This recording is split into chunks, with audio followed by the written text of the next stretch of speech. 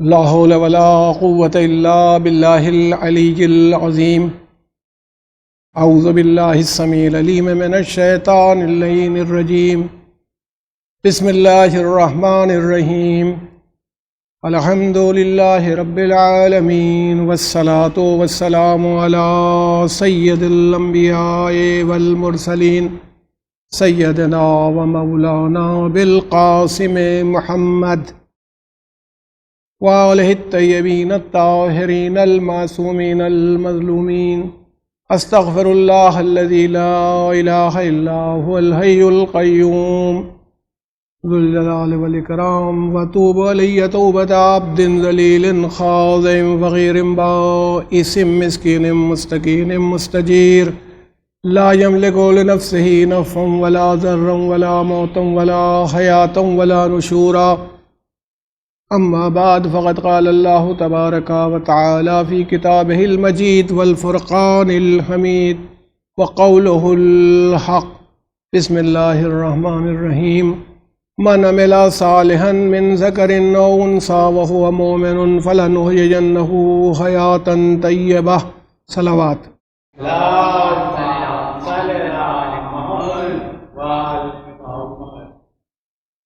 عزیزان حسین، یہ اپنے سلسلے کی جس کا موضوع آپ کو معلوم ہے ہماری زندگی کی دوسری مجلس ہے، اور ابھی ہم لوگ اپنے اصل موضوع تک تو پہنچ نہیں پائے، کیونکہ ہمارے سامنے یہی بات تھی کہ انسانی زندگی کا کیا امتیاز ہے، کیا ڈسٹنکشن ہے، کیا وشیشتا جسے کہیں ہے انسانی زندگی کی، وہ ہمیں آپ کے سامنے پہلے رکھنا ہے. پھر ہم اس منزل تک آتے ہیں کہ دنیا والوں نے زندگی کا کیا تصور دیا ہے اور اسلام نے کیا تصور دیا ہے اس دنیا کا. تو ہماری زندگی تو وہی ہونی چاہیے جو قرآن اور رسول کی سیرت اور اہل بیت کے تمام کمالات کو سموئے ہوئے ہو، یا جو اہل بیت کے شاگرد خاص ہیں اور محمد مصطفیٰ صلی اللہ علیہ وآلہ وسلم کی سیرت پر چلنے والی شخصیات ہیں، ان کی زندگیاں جیسی تھیں ویسی زندگی ہماری ہونا چاہیے. اچھا، اب زندگی کا تصور وہی میں نے کہا ہے فلسفیوں نے الگ الگ دیا، شاعروں نے الگ دیا، اردو شاعروں نے زندگی کو الگ الگ حساب سے. اور ہمارے بہت مشہور اردو کے قدیم شاعر فانی بدایونی تھے، انہوں نے کہا تھا کہ ہر نفس عمر گزشتہ کی ہے میت فانی، زندگی نام ہے مر کے جیے جانے کا. بہت مشہور شعر ہے ان کا.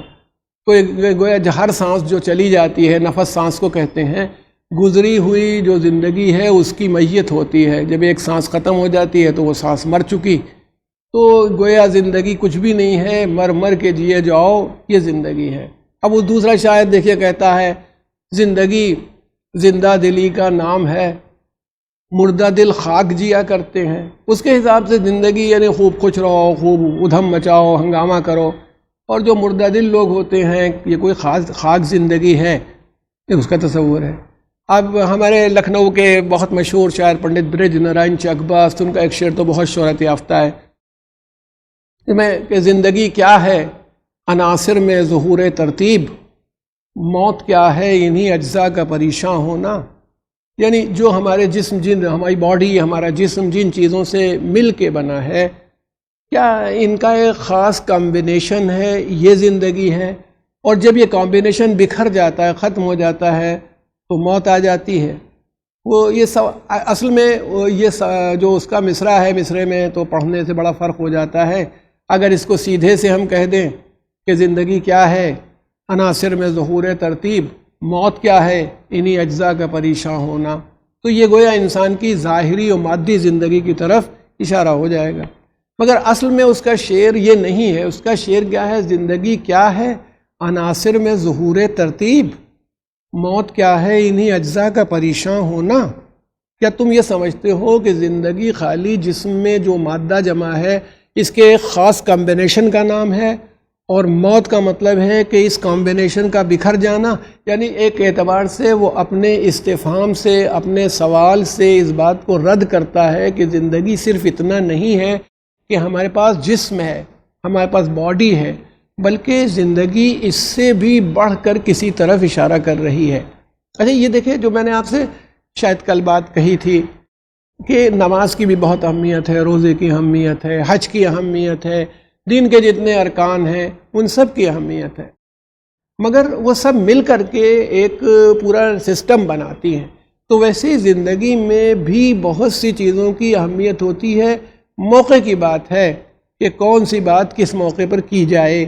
اب اگر مثال کے طور پر جس وقت جہاد کا موقع آ جائے، اس وقت خالی ایک آدمی کھڑا ہوا نماز پڑھ رہا ہو، قرآن پڑھ رہا ہو، نہ اٹھے، یا جس وقت جہاد ہو رہا ہو اس وقت دوسری چیزوں کو ترک کر دے، تو اس بات کو ہم لوگ زندگی پورے ایک سسٹم کا نام ہے، کمبینیشن کا نام ہے۔ کیا وہ بات ہم لوگوں نے کل چھوڑی تھی؟ اب دیکھیں، میں اگر آپ کے سامنے مثال لاؤں، ہمارے پاس جو بہترین سیرت ہے وہ حضرت محمد مصطفیٰ صلی اللہ علیہ وآلہ وسلم کی ہے کہ آقا کی شان ہے۔ اچھا، آپ 40 سال کی عمر میں بعثت ہوتی ہے آپ کی، جب 40 سال کے ہو گئے تو بعثت آپ کی ہوئی، یعنی آپ نے اعلان رسالت فرمایا۔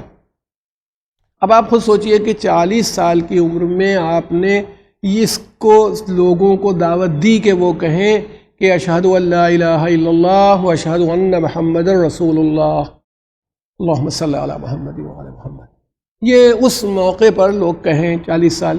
اچھا، مگر 40 سال پہلے آپ کی زندگی کیا ہے؟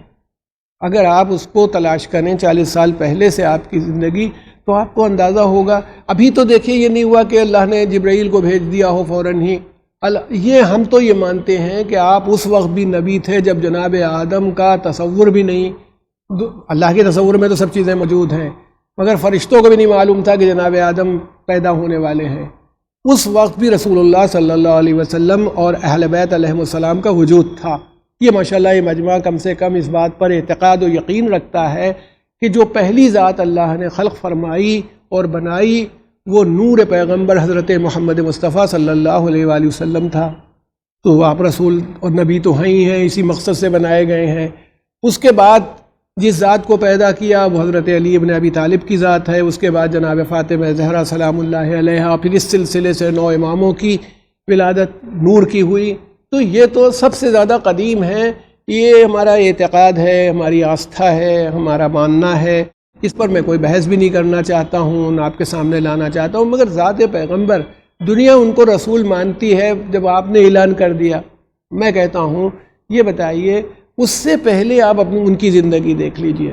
رسول کے بہت سی چیزیں ایسی ہوتی ہیں کہ جب کوئی آدمی کوئی پوسٹ ہولڈ کر لیتا ہے تو اس کی وجہ سے کچھ کرنے لگتا ہے کہ بھئی اب کیا کریں۔ میں اپنی ہی مثال اکثر دیتا ہوں کہ جب تک میں طالب علم تھا یونیورسٹی کا، تو ہم اپنے دوستوں کے ساتھ بیٹھا کرتے تھے، یونیورسٹی روڈ کے جو ہوٹل ہوا کرتے تھے ان پر بیٹھتے تھے، چائے پی، گپ شپ ہوئی، بات چیت ہوئی، یہ کیا کرتے تھے۔ لیکن بعد میں کیا ہوا کہ ہم جب یونیورسٹی میں ٹیچر ہو گئے تو پھر وہاں بیٹھنا چھوڑ دیا کہ وہاں پر ہمارے شاگرد، ہمارے طالب علم جو سب بیٹھیں گے تو اچھا نہیں لگے گا کہ وہ استاد ہمارے جو کلاس میں پڑھاتے ہیں وہ بھی بیٹھے ہوئے ہیں۔ تو یہ نہ کوئی سمجھے کہ پیغمبر صلی اللہ علیہ وسلم جب 40 سال کے ہو گئے اور آپ نے اعلان رسالت کر دیا تو پھر آپ نے بہت سی چیزیں اڈاپٹ کر لی اور کرنے لگے۔ آپ نے جو زندگی اس سے پہلے گزاری، اس زندگی کو بھی آپ دیکھیں تو وہ ایک پرفیکٹ زندگی ہے جو ہمارے سامنے آتی ہے۔ آپ کی دیکھیے پرفیکٹنس کیا ہے اس زندگی میں؟ پرفیکٹنس آپ کی یہ ہے کہ اللہ کے رسول اتنے امانت دار تھے، امین تھے، اتنا ان کا ایسے ٹرسٹی تھے کہ آپ کے دشمن بھی اپنی امانتیں رسول اللہ کے پاس رکھوایا کرتے تھے۔ ایسے سچے تھے، صداقت آپ کی اس منزل پر تھی کہ لوگوں نے آپ کو، جب آپ کچھ نہیں، آپ کو امین اور صادق کہنا شروع کر دیا تھا۔ وہ صادق، امین، جی اس معاشرے میں، اس سوسائٹی یا اس معاشرے میں جہاں پر لوگ جھوٹ بولنے کو فخر سمجھتے ہوں، جہاں برے آداب و برے اخلاق و برے کردار کے اوپر شاعری کی جاتی ہو، فخر کیا جاتا ہو، اس میں اللہ کے رسول امین، صادق، ایماندار، پاک باز مشہور ہو گئے تھے۔ آپ یہ دیکھ لیجئے۔ تو اس کا مطلب ہے کہ زندگی کو یہ صرف نہیں ہے کہ وہ کسی شریعت کے دائرے میں کھچی ہوئی ہوگی تو زندگی ہوگی۔ زندگی، یہ جیون، وہ جو اچھا جیون جسے ہم لوگ کہتے ہیں، وہ اچھا جیون یا اچھی زندگی وہی ہوتی ہے، حیات جو ایک خاص، دنیا والے بھی یہ کہیں گے کہ جو مورل اسٹینڈرڈس کو، اخلاقی قدروں کو پورا کرے۔ اب ایک الگ بحث ہے کہ اخلاقی قدریں ہوتی کیا ہیں، یہ میں آپ سے کہوں گا۔ تو اللہ کے رسول کی زندگی ایسی تھی کہ جب آپ کے لوگ دشمن ہو گئے، آپ نے اعلان رسالت کر دیا اور اس کے بعد لوگ دشمن ہو گئے، اس کے بعد بھی امانت انہی کے پاس رکھواتے تھے کہ یہ سب صحیح، ہماری امانت کو کوئی خطرہ ان کے یہاں نہیں ہوگا، یہ امانتیں ان کے پاس رکھوا دیتے تھے اور یہ سب تمام چیزیں ہم کو ملتی ہیں۔ تو اس کا مطلب ہے کہ ایک زندگی ہونا ایسی چاہیے کہ وہ یہ نہیں کہ جب کوئی پوسٹ ملی تو بہت ایماندار ہو گئے اور بھی بہت خیال کرنے لگے، اور مگر پہلے ان کا وجود اور تھا۔ وہ ہمارے یہاں کہا جاتا ہے اسی لیے کہ جو امام ہوتا ہے، معصوم رہبر ہوتا ہے، چاہے نبی ہو یا امام ہو، وہ اس طرح کا نہیں ہوتا ہے کہ لوگ بعد میں کہیں کہ ہمیں کل تو ہمارے ساتھ بیٹھتے تھے بھائی، آج بہت قابلیت جھاڑتے ہو، آج تم یہ سب باتیں کر رہے ہو۔ وہ ایک صاحب ہمارے جاننے والوں میں تھے بیچارے، وہ خیر ہیں اب بھی، وہ ہم نے ان کو پھر ان کے ساتھی کو منع بھی کیا، تو کہنے لگے کہ ہمارے ساتھ تاش کھیلا کرتے تھے، اب بڑے مولانا بنے گھوم رہے ہیں۔ تو ہم نے انہیں منع کیا، ہم نے کہا بھائی اس کی پرانی زندگی تھی، توبہ کر لی ہوگی، استغفار کر لیا ہوگا، تم اس کی بات کرتے ہو، تم گنہگار ہو رہے ہو، یہ کیا کر رہے ہو؟ کیونکہ اس نے عصمت کا دعویٰ نہیں کیا۔ لیکن اگر معصوم یہ ہوتا، اسی لیے دیکھیے جب سورہ برات نازل ہوا اور اللہ کے رسول کو حکم ہوا کہ بھیجو، اور پیغمبر نے کسی کو روانہ کر دیا، تو بعد میں حکم ہوا نہیں تم جاؤ یا تم اس کو بھیجو جو تم میں سے ہے، تو آپ نے وہ سورہ پھر حکم دیا کہ تم جا کے سورہ لے لو۔ حضرت علی علیہ السلام سے کہا اور جو لوگ حج کرنے کے لیے آئے ہیں اور توحید کے قائل نہیں ان کو سناؤ۔ تو ہمارے یہاں کہا یہ جاتا ہے کہ کوئی دوسرا سناتا تو وہ یہ کہتے کہ ہمیں کل تک تو ہم لوگ یہی کرتے تھے، آج تم کیا کہہ رہے ہو؟ یا تم بھی تو ہمارے ساتھ تھے، جس طرح کی ہم ورشپ کرتے تھے، جیسی ہم عبادت کرتے تھے ویسی تم بھی عبادت کرتے ہو، آج تم بڑی قابلیت جھاڑ رہے ہو۔ تو ایسا جائے جس کو دیکھیے تمام مسلمان، ہم تو علیہ السلام ہی کہہ کے رک جاتے ہیں، وہ کہتے ہیں کہ جس کے چہرے کو اللہ نے مکرم کیا۔ امیر المومنین حضرت علی بن ابی طالب کا نام جب عام مسلمان لیتا ہے تو کیا کہتا ہے کہ جس کے چہرے کو اللہ نے مکرم کیا، یعنی کبھی بتوں کے سامنے سجدہ نہیں کیا کبھی۔ تو اس کا مطلب ہے یہ تقریب، اور مثلاً آپ چند برس کے تھے صحیح جب رسول اللہ صلی اللہ علیہ وسلم کے پاس حکم آیا اور آپ تشریف لائے ہیں، اور پھر آپ نے دعوت دی اور جناب خدیجہ نے اسلام قبول کیا، اور پھر حضرت علی علیہ السلام نے اسلام قبول فرمایا۔ تو اس سے پہلے تو چھوٹے بچے جیسے ہمارے یہاں کے بچے ہوتے ہیں، جو ماحول دیکھتے ہیں وہ کرنے لگتے ہیں۔ ہمارا تو 2.5-3 سال کا بچہ بھی ماتم کرنے لگتا ہے، ماں کو دیکھتا ہے کرنے لگتا ہے۔ تو اگر امیر المومنین کا خاندان ویسا نہ ہوتا تو مثلاً 10-11 سال تو بہت ہوتے پوجا پاٹ کے لیے جو طریقہ کار تھا، مگر تمام لوگوں کا اس پر اعلان ہے کہ نہیں، آپ کا سر کبھی جھکا نہیں، کبھی غیر خدا کے سامنے آپ نے سر نہیں جھکایا۔ تو ہم تو معصوم رہبر کو مانتے ہی ہیں کہ اس سے کبھی کوئی خطا و غلطی نہیں ہوتی، مگر دنیا کے رخ سے بھی اگر آپ غور کریے گا تو آپ کو یہ اندازہ ہوگا کہ ان کی زندگیاں ان کے منصب اور ان کی پوسٹ اور ان کے عہدے کے پہلے بھی پاک اور پاکیزہ ہوتی ہیں۔ یہ نہیں ہوتا کہ وہ جب ان کو منصب ملتا ہے تو انتہائی نیک و پاکیزہ ہو جاتے ہیں اور اس سے پہلے نہیں۔ مان لیجیے بہت سے ماسٹرز ایسے ہوئے کہ جب پڑھتے تھے تو نقل کیا کرتے تھے، اب ماسٹر ہو گئے تو دوسروں کی نقل پکڑ رہے ہیں، چیٹنگ وہ کر رہا ہے تو دوڑ کے پکڑ رہے ہیں۔ تو اگر کسی کو معلوم ہوگا تو کہے گا ہمیں بھیا کل تک تم بھی یہی کرتے تھے جو آج دوسرا کر رہا ہے۔ تو اس کا مطلب ہے معصوم رہبر قدرت بنا کے بھیجتی ہے کہ نہ اس کی ماضی کی زندگی خراب ہوتی ہے کہ جس پر انگلی اٹھائی جا سکے، نہ حال نہ مستقبل، کہیں وہ خطرہ نہیں ہوتا۔ ایسی زندگی ایک معصوم رہبر کی ہوتی۔ اب دیکھیے اللہ کے رسول صلی اللہ علیہ وسلم امن پھیلانے کے لیے آئے تھے، ساری دنیا کو امن کا درس، شانتی کا درس دینے کے لیے آئے تھے۔ یہ میں اس زمانے کی بات آپ کے سامنے رکھ رہا ہوں جو آپ کے علم میں ہے، اس زمانے کی بات رکھ رہا ہوں جب ابھی اللہ کے رسول نے اعلان رسالت نہیں کیا تھا، یعنی یہ کل 40 سال کی عمر میں آپ نے اعلان رسالت کیا۔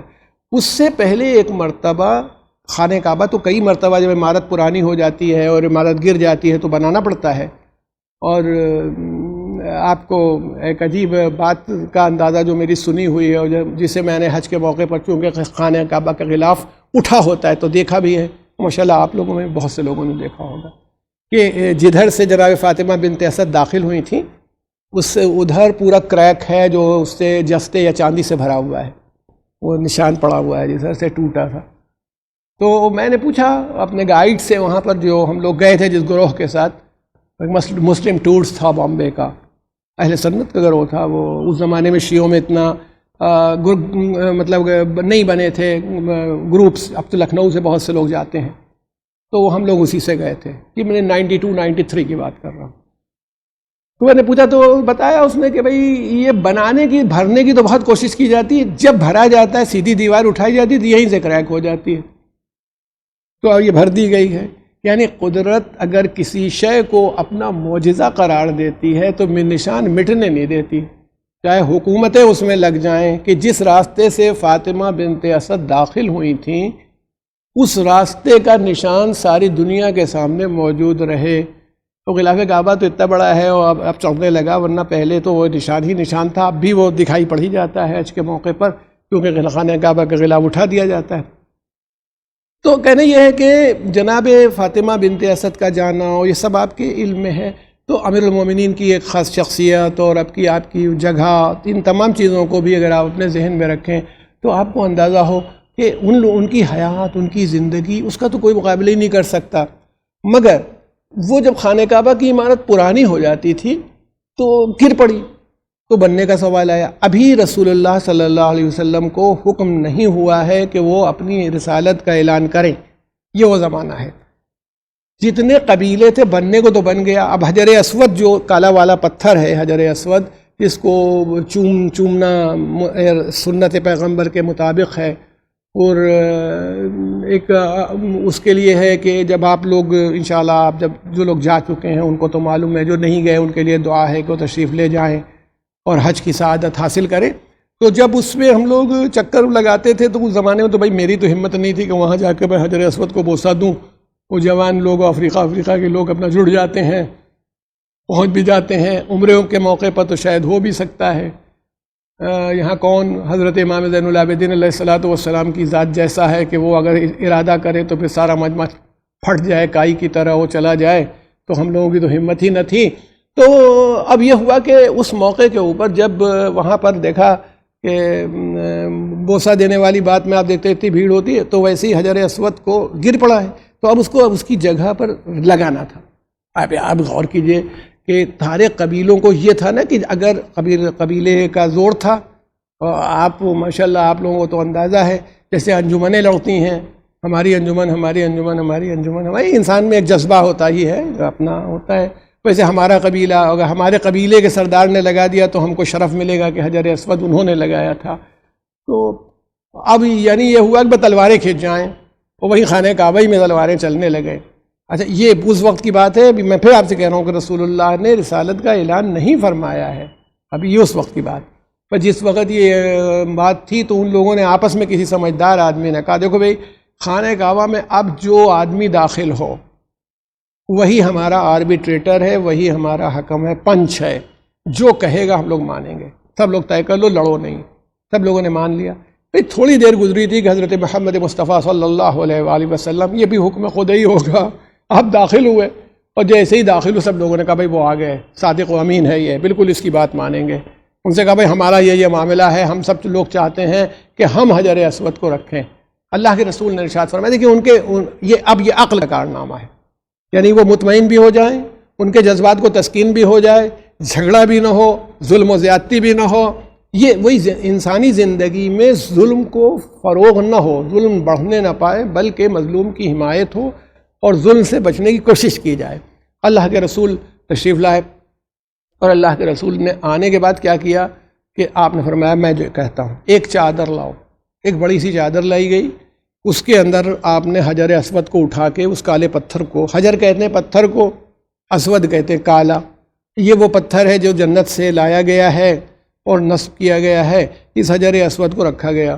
حجر اسود رکھنے کے بعد رسول اللہ نے کہا ہر قبیلے کا ایک نمائندہ اس چادر کو اٹھائے۔ آپس یہی تو تھا کہ ہم نے رکھا، کہ ہم نے رکھا، کہ ہم نے رکھا۔ اور جب وہ وہاں پر قریب آ گیا تو حضور نے، جن سے زیادہ کسی کو حق بھی نہیں تھا اللہ کی نظام میں، اٹھا کے اس حجر اسود کو اس کی جگہ پر رکھ دیا۔ سارا جھگڑا ختم ہو گیا پورے عرب میں، ورنہ تلواریں نکل جاتی۔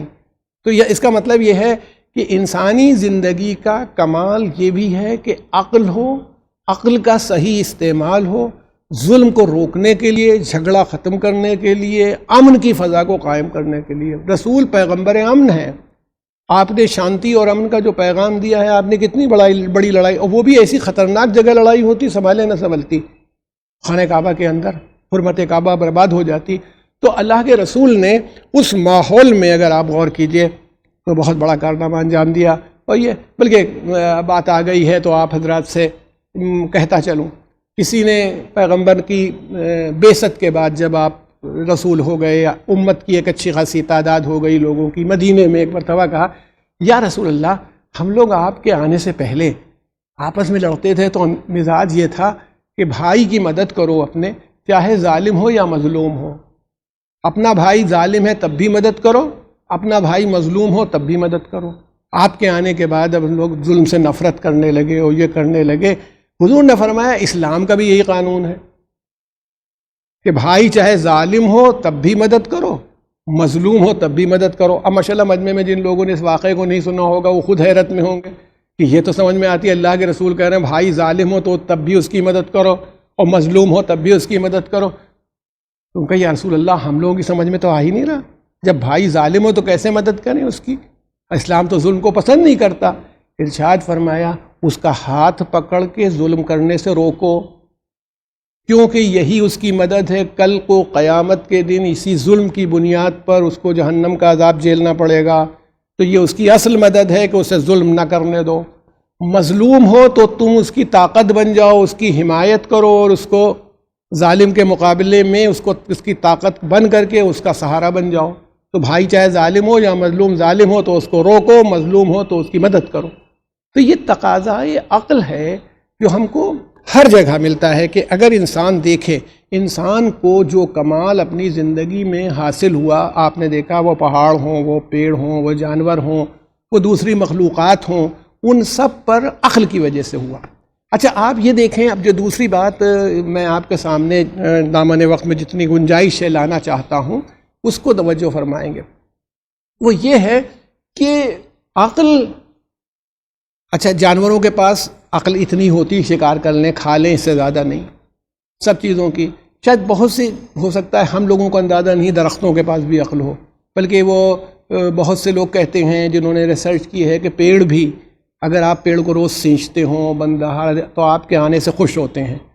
ہو سکتا ہے زمینیں بھی آواز دیتی ہوں، پکارتی ہوں، ایسا نہیں ہے کہ وہ جتنا شعور اللہ تعالیٰ نے دیا ہوگا، بلکہ ماشاءاللہ یہ مجمع جانتا ہے، ہم لوگ خاک شفا اپنے پاس رکھتے ہیں، جو کربلا کی مٹی ہے اس کو اپنے پاس رکھتے ہیں، اس کو سجدگاہ بناتے ہیں، اس سجدگاہ پر سجدہ کرتے ہیں۔ اچھا دیکھیں، اس میں بھی اب ایک بات آ گئی تو کہتا چلوں، کبھی کبھی دیکھیں مسلمانوں کے جو آپس کے فرقے لڑتے ہیں، بعض اوقات افسوسناک صورتحال پیدا ہوتی، کیونکہ جو انہوں نے خود طے کر لیا ہوتا ہے یا جو مولوی صاحب نے بتا دیا ہوتا ہے اس پر ویسا یقین کرتے ہیں جیسے رسول اللہ کی بتائی ہوئی بات پر یقین کرتے ہیں۔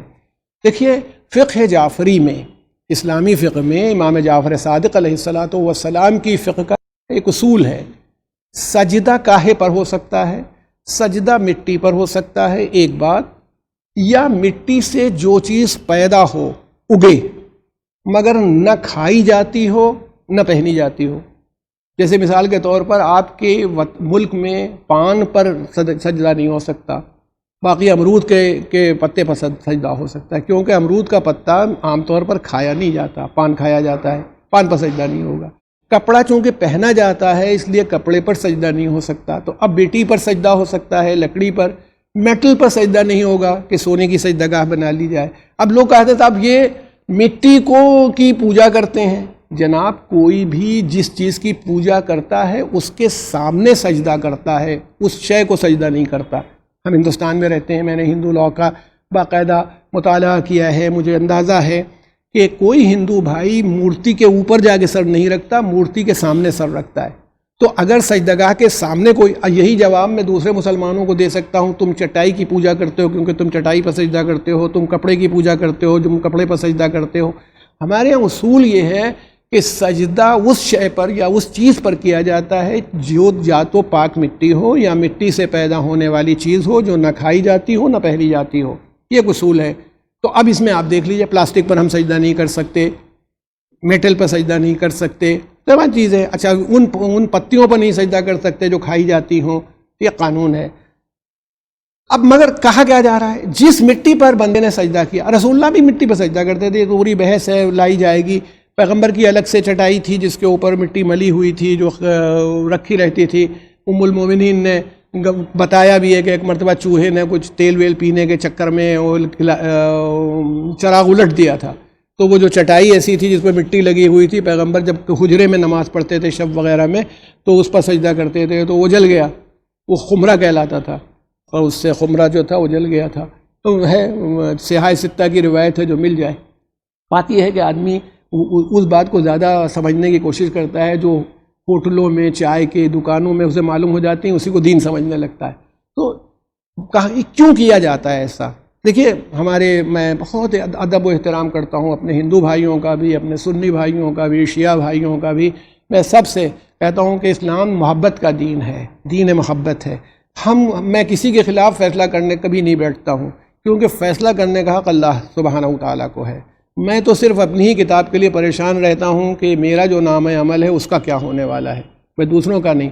لیکن میں آپ سب سے گزارش کرتا ہوں کہ آپ کسی کے خلاف کوئی بات کہنا چاہیں تو اس کی کتاب دیکھیے، اس کا آرگیومنٹ دیکھیے۔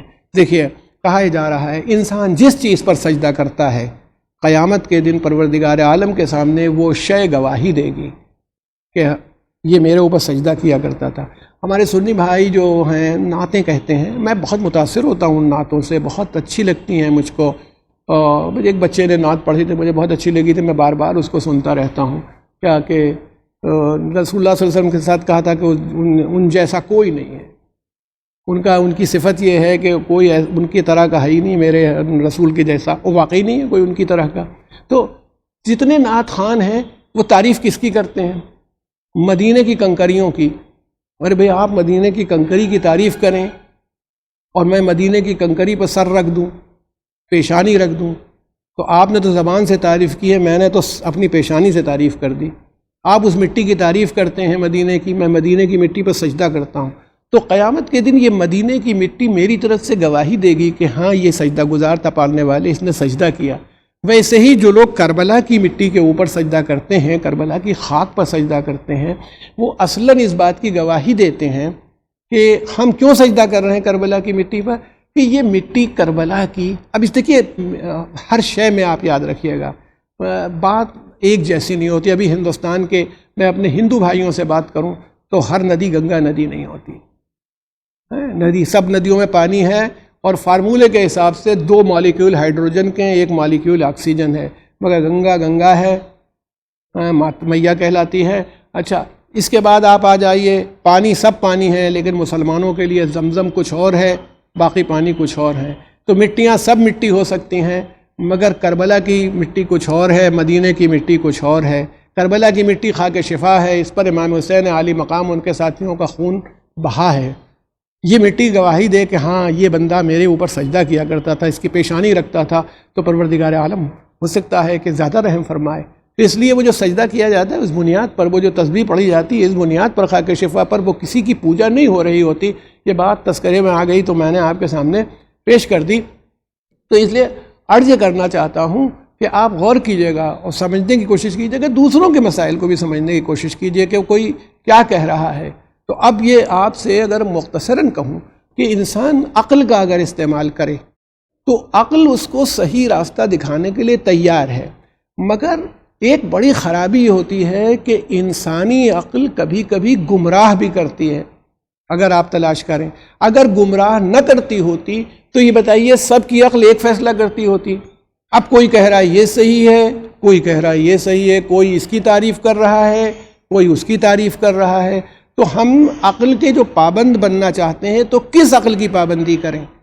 اس لیے اللہ تعالیٰ نے ایک سلسلہ ہدایت قائم کیا، ایک سلسلہ ہدایت قائم فرمایا، اور وہ سلسلہ ہدایت یہ تھا کہ عقل غلطی کر سکتی ہے۔ اچھا، میں آپ کو کبھی کبھی میں نے مثال لی ہے اور آپ سے پھر کہوں، جب آپ کبھی ہوائی جہاز پر ہوتے ہیں، آپ یہاں بھی اموسی ایئرپورٹ آپ کا لکھنؤ میں ہے، بامبے کا ایئرپورٹ ہے، جب جہاز اترنے لگتا ہے تو کیا ہوتا ہے، کیفیت کیا ہوتی ہے؟ اوپر سے جب نظر آنے لگتا ہے تو کاریں بڑی بڑی اور بسیں اتنی دکھائی پڑتی ہیں. عقل کیا کہتی ہے؟ عقل کہتی گاڑی اتنی بڑی ہے، مگر اتنی بڑی ہوتی نہیں ہے، یہ آنکھ کا دھوکہ ہوتا ہے. پھر جب وہ ہمارا تجربہ اس میں معلوم ہے کہ نہیں یہ ہم بہت اونچائی سے دیکھ رہے ہیں، نیچے آتے آتے اس کا اپنا اصل سائز آنے لگتا ہے. ویسے زندگی کے اصولوں میں بھی یہ بڑی دقت ہوتی ہے. آدمی جس چیز کو اپنی عقل سے صحیح سمجھ رہا ہوتا ہے وہ صحیح نہیں ہوتی، وہ غلط ہوتی ہے. تو پھر اس کے لیے ضرورت ہوتی ہے کہ ایسی عقل ہو جس کو ہم کہیں گے پرفیکٹ انٹلیکٹ ہو، ایسی عقل ہو جو کامل عقل ہو، یعنی بالکل ایسی جس کے اندر غلطی کا کوئی امکان نہ رہے. اسی کو ہم معصوم کہتے ہیں. نبی اور رسول کو معصوم کہتے ہیں. اس کے جیسے اللہ کے رسول کے 12 نائب ہیں، حضرت علی سے لے کے امام آخر الزمان تک، ان کو ہم کہتے ہیں کہ وہ معصوم رہبر ہیں. ان سے غلطی کی پاسبلٹی کو ہٹا دیا گیا ہے تاکہ جس عقل کی طرف وہ رہنمائی کریں وہ درست ہو، اس میں کسی طرح کی کوئی خامی اور کمزوری نہ دکھائی پڑے. یہ دیکھیں نا، اب میں جیسے میں بہت ہی ثقیل بات نہ ہو جائے گاڑھی، اس لیے میں کہوں کبھی کبھی یہ ہوتا ہے اور بہت سے مسائل ایسے پیدا ہو جاتے ہیں. اب دیکھیے حضرت علی علیہ السلام کا زمانہ تھا، اس زمانے میں لمبے سفر ہوا کرتے تھے. ایک کوئی آدمی سفر پہ گیا ہوا تھا، قافلے میں تھا. قافلے میں چلتے وقت اس آدمی نے سفر کے بعد یہ ہوا کہ اس پر کوئی بیماری ایسی ہوئی، مرنے کے قریب ہو گیا. اس کا قریبی دوست تھا، اس نے اپنے قریبی دوست کو 1000 سکے دیے، اور وہ دینار رہے ہوں یا درہم رہے ہوں، 1000 سکے دیے کہ بھائی میری کل پونجی یہی ہے، تم میرے دوست ہو، جانا تو اس میں سے جو تمہیں پسند ہو وہ میرے بیٹے کو دے دینا، باقی تم رکھ لینا. جو چاہو وہ میرے بیٹے کو دے دینا اور باقی تم رکھ لینا. اب اس کی نیت خراب ہو گئی. دیکھیے عقل سے اپنے داؤن لگا رہا ہے، اس کی نیت خراب ہو گئی. اس آدمی نے کیا کیا کہ آنے کے بعد اس کے لڑکے کو شاید 100 اور اپنے لیے 900.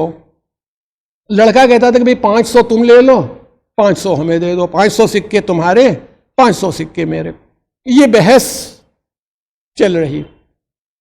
آخر میں حضرت علی علیہ السلام کا زمانہ تھا، معاملہ پیش ہوا مولا کی بارگاہ میں. مولا نے اس آدمی سے کہا کہ جو بیٹا اس کا کہہ رہا ہے اس تک کر دو، میں فیصلہ کروں گا تو نقصان اٹھا جاؤ گے.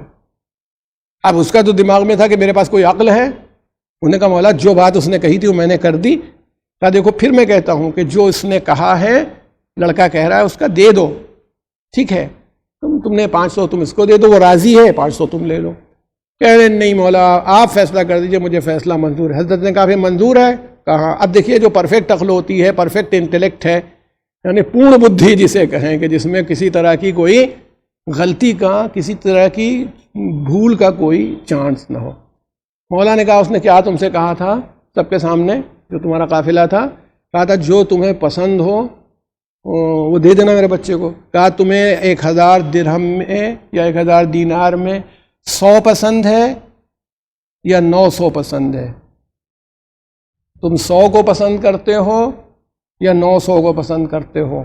بتائیے کیا کہے گا وہ؟ اگر وہ یہ کہتا کہ صاحب مجھے 100 پسند ہے تو مولا کہتے لے لو 900 دے دو. وہ مجبور ہو گیا کہ 900 پسند ہے. کہا اس نے یہی کہا تھا جو تمہیں پسند ہو وہ میرے بیٹے کو دے دینا.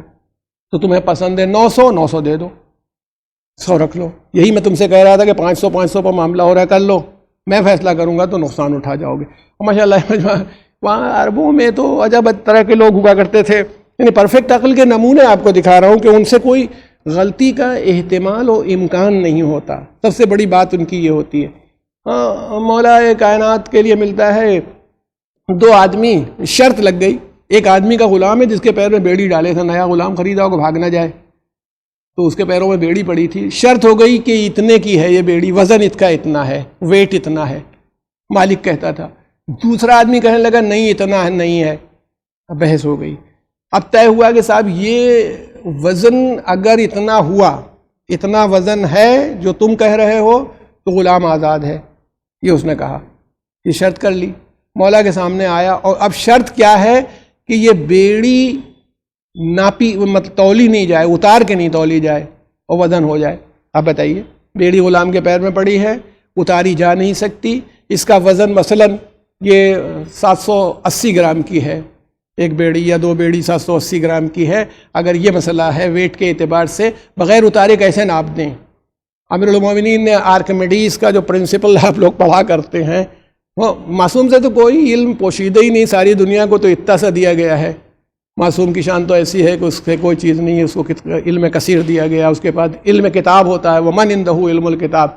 تو امیر المومنین نے کہا کہ ایک بڑا سا تشت لاؤ پانی کا، یعنی اس میں اس غلام کو کھڑا کیا، میں بیڑی کے، اور جہاں تک پانی کا لیول آیا آپ نے اس لیول تک اس کو مارک کروا دیا، نشان لگوا دیا تشت میں، اور نشان لگنے کے بعد آپ نے اس کے بعد ایک ڈور سے یا رسی، مضبوط رسی سے باندھ کر کے کہا اس کی بیڑیوں کو اٹھاؤ، اور اب وہ پانی سے باہر آ گئیں، پانی نیچے چلا گیا۔ آپ نے کہا لوہے کا برادہ لاؤ، ڈالو اس کے اندر، لوہے کا برادہ ڈالا جاتا رہا، جب نشان پھر اسی جگہ پر آ گیا جو بنا ہوا تھا، نشان مارک تھا، تو آپ نے کہا کہ اب اس غلام کو نکال لو، برادے کو سکھا لو، جتنا برادے کا وزن ہے لوہے کا برادہ ہے، لوہی کی ہتھکڑی ہے، اتنا ہی ہتھکڑی کا وزن ہے، کیونکہ اس وزن نے جو پانی کو جتنا اونچا کیا تھا اس برادے نے بھی اتنا ہی اونچا کیا ہوگا۔ اب دیکھیں نہیں، جو پرفیکٹ عقل ہوتی ہے اس کی منزل کیا ہوتی ہے؟ یہ تو میں بہت ہی عام واقعات جو آپ سب لوگوں کے سنے ہوئے ہوں گے، کوئی ایسا مجمع میں نہیں بیٹھا ہوگا جس نے ان واقعات کو نہ سنا ہو۔ اب دیکھیے ایک شہر کوفہ میں پہنچ کر کے ایک آدمی دعوے دار ہو گیا ہے، اور کاہے کا دعویٰ کر رہا ہے کہ صاحب غلام اپنے کو آقا کہہ رہا ہے، میں مالک ہوں، مالک کہہ رہے نہیں یہ غلام ہے۔ اچھا غلام کا رنگ تھا صاف گورا تھا، آقا کا رنگ کچھ کم رہا ہوگا، تو لگ وہی رہا ہے۔ کبھی کبھی یہ بھی ہوتا ہے کہ جو مالک ہوتا ہے وہ غلام لگنے لگتا ہے، غلام مالک لگنے لگتا ہے۔ تو کہا کہ یہ مالک ہے، میں ہوں، اب کون؟ دونوں دعوے دار ہیں، میں مالک ہوں اور دوسرا غلام ہے، فیصلہ کیسے ہو؟ ایک ایسی جگہ ہے جہاں کوئی گواہ بھی نہیں لا سکتا، مان لیجئے وہ 1000 کلومیٹر کے فاصلے پر اپنے وطن سے ہے، کیا کرے؟ امیر المومنین نے فیصلہ کرنے کے لیے کیا کیا؟ آپ نے ارشاد فرمایا وہ بنوائے 2 عدد ایسے، وہ بنوائے وہ دیے کہ سوراخ ایسے جس میں سر باہر نکل آئے۔ ایک میں مالک کو کہا کہ تم گردن ڈال کے کھڑے ہو جاؤ ادھر، اور ایک میں غلام سے کہا کہ تم گردن ڈالو، باہر اپنی گردن کر دو۔ دونوں جب اپنی گردنیں باہر نکال کے کھڑے ہو گئے تو مولا کائنات نے قمبر کو اشارہ کیا، پہلے کچھ کہا قمبر سے کان میں، انہوں نے دیکھا، اس کے بعد آپ نے زور سے کہا غلام کی گردن مار دو۔ جیسے ہی آپ نے کہا غلام کی گردن مار دو، جو اصلی غلام تھا اس نے اپنی گردن لاشعوری طور پر انکانشیسلی پیچھے کھینچی۔ آپ نے فرمایا یہی غلام ہے، کیونکہ فطری بات یہ ہے نا کہ جو ہے اس کے اعتبار سے وہ ڈر جاتا ہے، اس کو معلوم ہوگا کہ حضرت علی کی صداقت و عظمت و اہمیت سب جانتا تھا۔ تو ہم یہ تمام بالخصوص اپنے بچوں کے لیے کہنا چاہتے ہیں کہ یہ پرفیکٹ عقل ہوتی ہے، اس سے غلطی کا کوئی امکان نہیں ہوتا۔ تو ہماری عقلوں کو قدرت پابند بنانا چاہتی ہے، پابندی سے لے جانا چاہتی ہے، اس طرف لے جانا چاہتی ہے، اس طرف ہم کو پہنچانا چاہتی ہے عقل کو، کہ تاکہ ہم غلطی کے امکان سے بری ہو جائیں۔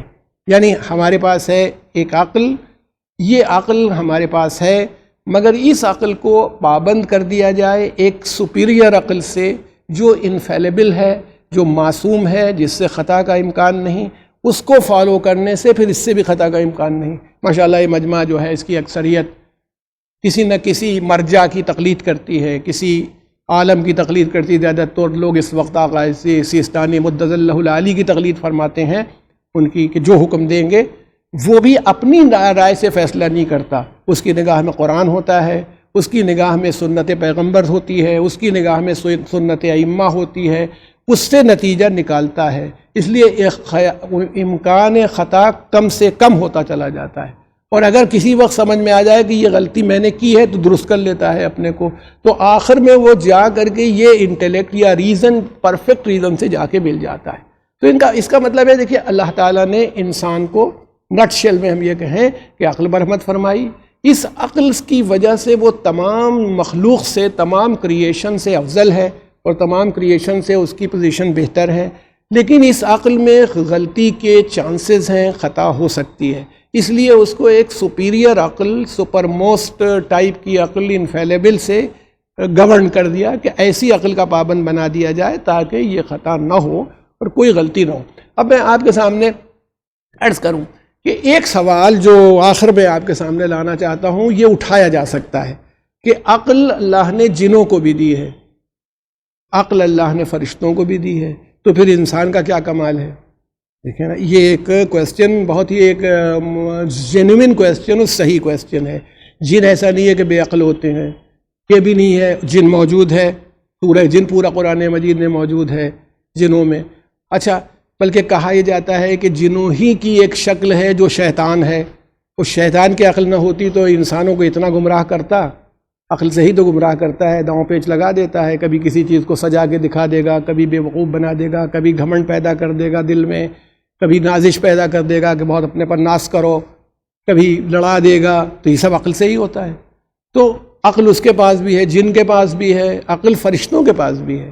اگر فرشتوں کے پاس عقل نہ ہوتی تو شب ہجرت دیکھیں کیا صورتحال پیدا ہوئی تھی۔ حضرت اللہ تعالیٰ نے فرمایا جبرائیل اور میکائیل سے میں نے تم کو ایک کو تمہارا دوسرے کا بھائی بنا دیا، تم بھی اس کے بھائی ہو تمہارے، اور ایک کی عمر 10 سال زیادہ کر دی ہے دوسرے سے۔ یہ بتاؤ کون اپنی عمر دوسرے پر قربان کرنے کے لیے تیار ہے؟ دونوں کا امتحان ہو گیا نا، حضرت جبرائیل کا بھی ہو گیا، حضرت میکائیل کا بھی ہو گیا، دونوں بڑے سب سے بڑے 4 فرشتوں میں سے 2 فرشتے ہیں۔ اب دونوں کہنے لگے، زندگی بڑی عزیز ہوتی ہے نا، دونوں کہنے لگے کہ معبود جتنی زیادہ زندگی ہوگی تیری عبادت کریں گے۔ تو اب اللہ نے کہا کیوں نہ ہو گئے تم علی ابن ابی طالب کی طرح، جاؤ دیکھو کہ کیسے وہ اپنے بھائی پر شب ہجرت، کیسے وہ اپنے بھائی پر اپنی جان فدا کر رہا ہے۔ یعنی اس کا مطلب ہے کہ دیکھیں عقل کا صحیح فیصلہ یہ ہے کہ کہاں پر کیا ہونا چاہیے۔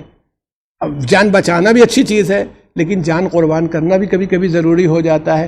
تو جو پرفیکٹ عقل ہوتی ہے وہ ہم کو ہمیشہ راہ ہدایت کی طرف لے جاتی ہے۔ اب یہ کہوں کہ انسانی عقل کی کیا کوالٹی ہے، مختصراً بات کو ختم کرنے سے پہلے آپ کی نگاہ میں لاؤں۔ دیکھیے عقل تھوڑی بہت جانوروں کے پاس بھی ہوتی ہے، عقل جنوں کے پاس بھی ہے، عقل فرشتوں کے پاس بھی ہے، سب کے پاس ہے۔ دیکھیے لیکن جو ان کا علم ہے، علم کا فائدہ کیا، عقل کا فائدہ کیا ہوتا ہے؟ جتنا علم ہوتا ہے اس میں عقل استعمال کر کے وہ بڑھ جاتا ہے۔ اچھا ماشاءاللہ ہم لوگ تو ہندوستان میں رہنے والے لوگ ہیں، ہمارے ہاں تو معمولی حیثیت کے لوگ جو کاریگر ہوتے ہیں، چھوٹے موٹے کام کرنے والے ہوتے ہیں، وہ بہت سے جگاڑ بنا دیتے ہیں۔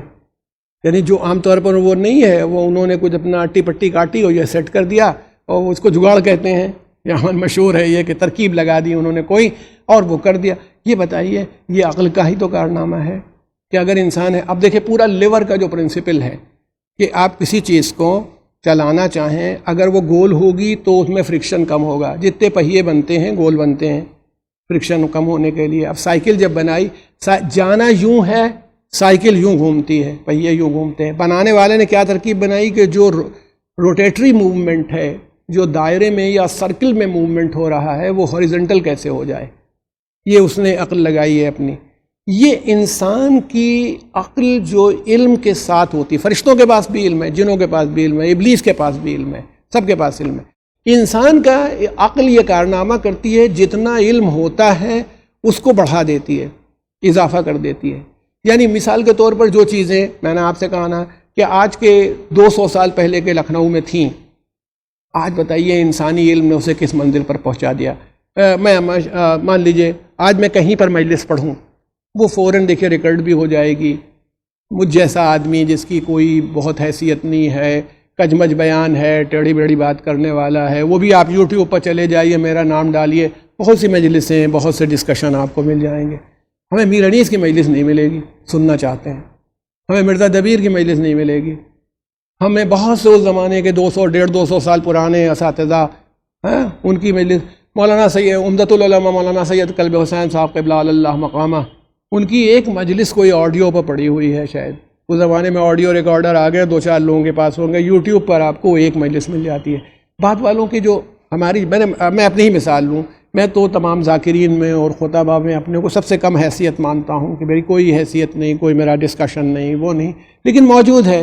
یہ کیا علمی کارنامہ ہے؟ جو علم تھا 200 سال پہلے کا، آدمی نے اپنی عقل لگا کے اس میں ترقی کر کے اس منزل پر پہنچا دیا کہ وہی تقریر جو ہو رہی محفوظ ہو جاتی ہے، وہی تقریر محفوظ ہو کر کے آگے چلی جاتی ہے۔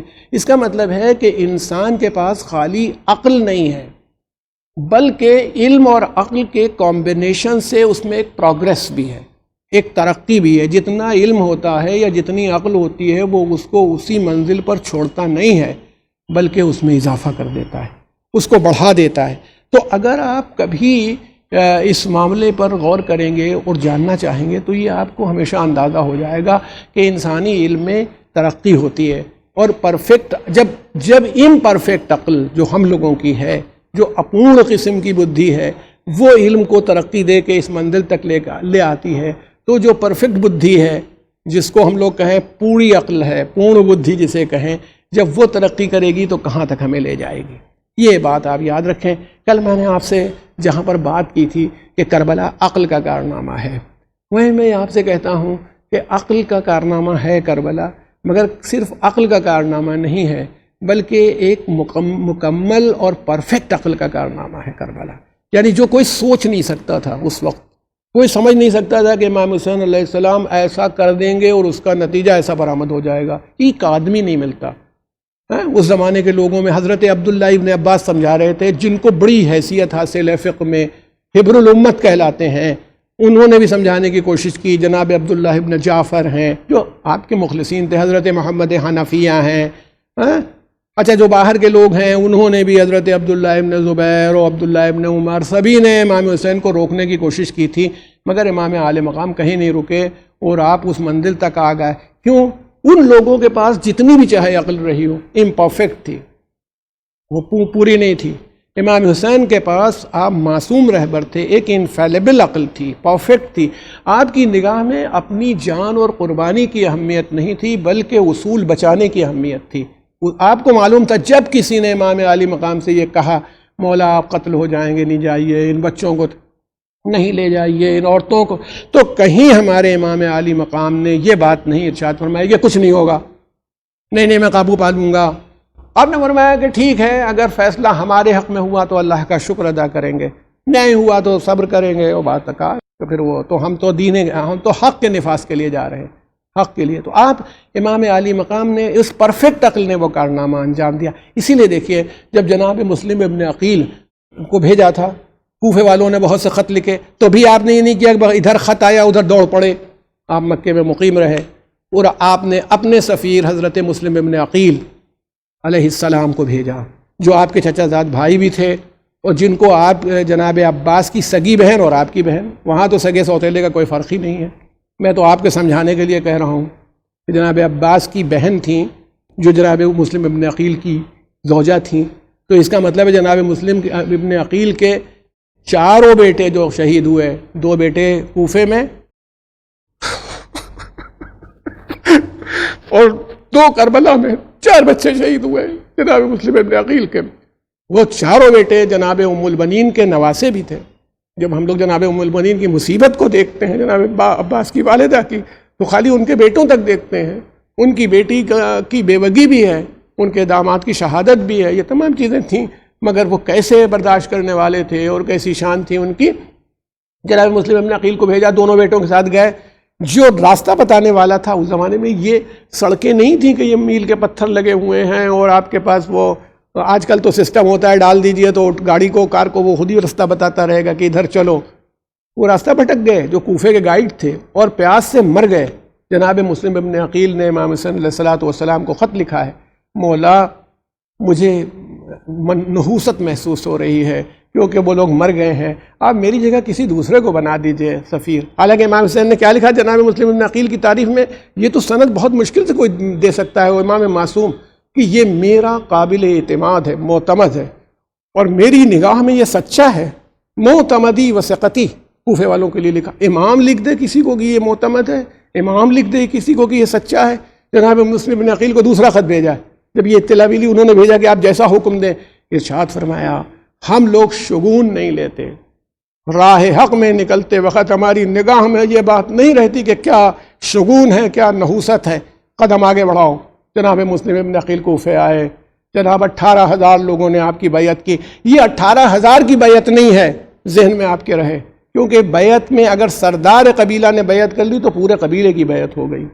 18,000 آدمیوں کی بیعت کا مطلب ایک بڑی تعداد. جناب مسلم نے خط لکھا امام حسین کو، فرزند رسول آئیے، آپ کے لیے راستہ ہموار ہے، یہاں آپ محفوظ ہیں، آپ امن و آشتی کا اپنا پیغام و اسلام کو پھیلانے کی جو بات ہے وہ آپ آ جائیے، یہاں حفاظت رہے گی، وہ خطرہ نہیں ہے۔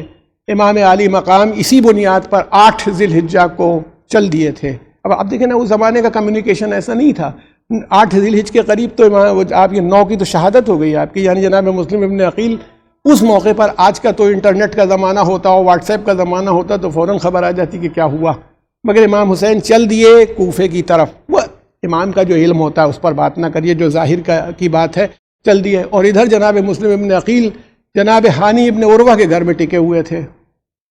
یہ پتہ چل گیا، جناب ہانی ابن عروہ گرفتار ہو گئے۔ جناب ہانی کے گرفتار ہونے کی وجہ سے ان کے گھر میں ماتم ہو رہا تھا، عورتیں رو رہی تھیں۔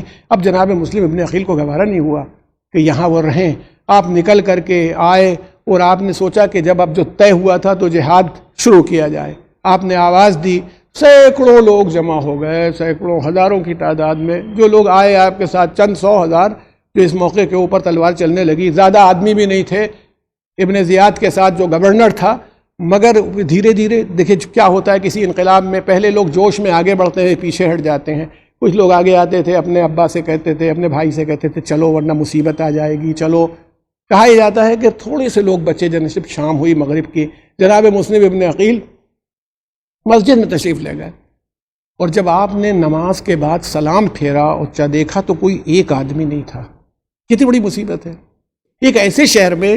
میں تو بہت جگہوں پر گیا مجلس پڑھنے کے لیے، اتفاق ہوتا ہے مومنین اور عزاداران امام مظلوم ساتھ میں رہتے ہیں، بڑی خاطر فرماتے ہیں، لیکن یہ بتائیے اگر چھوڑ دیں تو میں تو اس شہر کا کوئی کونا بھی نہیں جانتا۔ جناب مسلم ابن عقیل نکلے اور تھک کے آپ ایک دروازے پر بیٹھ گئے، بس ایک دروازے کے اوپر آپ کو بیٹھنا تھا۔ تھوڑی دیر گزری تھی کہ ایک عورت آئی ساتھ میں، اس کا نام تھا طوعہ۔ اس نے دیکھا ایک مسافر بیٹھا ہے، کہا تم کون ہو؟ کہا مجھے پانی تھوڑا سا پلا دو۔ اس نے پانی پلایا۔ کہا آپ اپنے گھر کیوں نہیں جاتے؟ آپ نے کہا مومنہ جس کا کوئی گھر ہو وہ چلا جائے، میرا تو کوئی گھر نہیں ہے، میں کہاں جاؤں؟ کہا آپ کون ہیں؟ کہا میں حسین ابن علی کا سفیر مسلم ابن عقیل ہوں۔ بس یہ مومنہ نے سنا جس کا نام طوعہ تھا، اس نے کہا آپ میرے گھر میں آئیے۔ اب آپ وہ پورا واقعہ سنتے رہتے ہیں، اور دامن وقت میں گنجائش نہیں، رات بھر رہے، رات ہی میں خواب میں اپنے جد کو دیکھا امیر المومنین علی ابن ابی طالب کو کہ تم آنے والے ہو میرے پاس۔ بس ان قریب صبح اٹھے تھے کہ ادھر اس کا بیٹا جو تھا اس کو پتہ چل گیا تھا، کے بیٹے کو وہ جو تھا وہ بادشاہ اور یزید جیسے ظالم کا اور ابن زیاد کا خاص آدمی ہے، چند پیسوں کی لالچ میں اس نے جا کر کے اطلاع دی۔ 500 آدمی آ گیا۔ جب ان کے گھوڑوں کی آواز ملی ٹاپوں کی تو جناب مسلم نے عقیل سلاح جنگ لگا کے باہر آنے لگے۔ تو طوعہ نے روکا، باہر نہیں جائیے، آپ یہیں لڑیے۔ کہا مومنہ مجھے اچھا نہیں لگے گا کہ میری زندگی میں تیرے گھر میں نامحرم داخل ہو جائے، میری زندگی میں تیرے گھر میں کہتا ہوں اے مسلم ابن عقیل ذرا کربلا میں آ کے دیکھیے باد حسین خیام حسینی میں ظالمان نہ صرف داخل ہو گئے مگر بیویوں کے سروں سے چادر اتار رہے، ذرا سا آ کے نظر تو ڈالیے۔ مگر جناب مسلم ابن عقیل باہر نکلے، ساری فوج پسپا ہوتی چلی گئی، ساری فوج پسپا ہوتی چلی گئی۔ اس کے بعد پھر بھجوایا اس نے محمد ابن اشعث جو آیا گرفتاری کے لیے کہ اور فوج بھیجو۔ اس نے کہا ایک آدمی کی گرفتاری کے لیے کتنی فوج چاہیے؟ تو انہوں نے کہا یہ بنی ہاشم کی تلواروں میں سے ایک تلوار ہے، میں کوفے کے کسی بنی بقال کو گرفتار کرنے کے لیے نہیں آیا ہوں۔ فوج آئی، گرفتاری کے لیے کیا گیا کہ گڈھا کھودا گیا، گڈھے کے اوپر گھاس بچھائی گئی۔ جناب مسلم جوش شجاعت میں جا رہے تھے کہ اس کے اندر گرے، ابھی بھی گرفتار۔ وعدہ کیا گیا کہ آپ کو امان ہے، تو آپ نے تلوار رکھ دی۔ آپ کو معلوم ہو گیا کہ اب کچھ ہو نہیں سکتا، لائے گئے۔ ابن زیاد کو سلام نہیں کیا۔